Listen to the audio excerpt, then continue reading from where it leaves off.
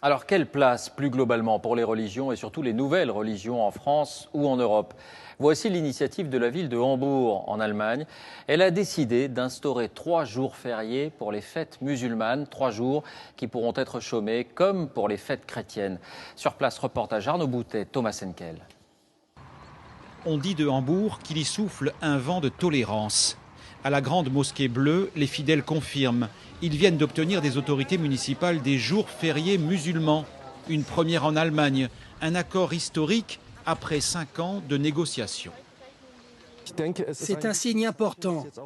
La mairie nous a dit, vous les musulmans, vous faites partie de la ville.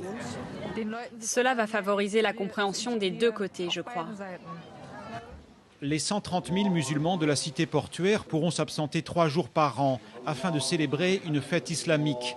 Dans cette mosquée, la plupart des visiteurs non musulmans s'en félicitent. Comment l'Allemagne peut-elle bénéficier de la culture musulmane?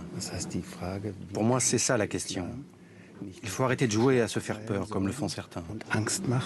Cela va encourager la tolérance et faire taire les conservateurs qui refusent tout changement. Ce sont eux les plus agressifs, mais il y en a peu. Quelques musulmans et quelques chrétiens tout au plus.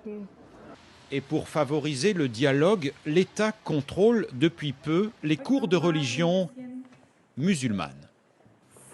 Quels sont les 5 piliers de l'islam? Il faut aller une fois à la Mecque.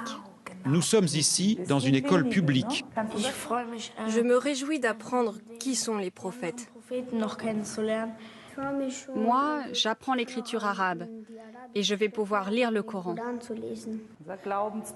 Le professeur et les élèves sont musulmans. Cet enseignement de la foi demeure facultatif. Il associe la religion au principe de la démocratie. Une quarantaine d'établissements tentent l'expérience à l'ouest du pays et d'autres devraient suivre. Et avec la reconnaissance des jours fériés, c'est là un nouveau pari sur l'intégration. En bref, encore à l'étranger, des images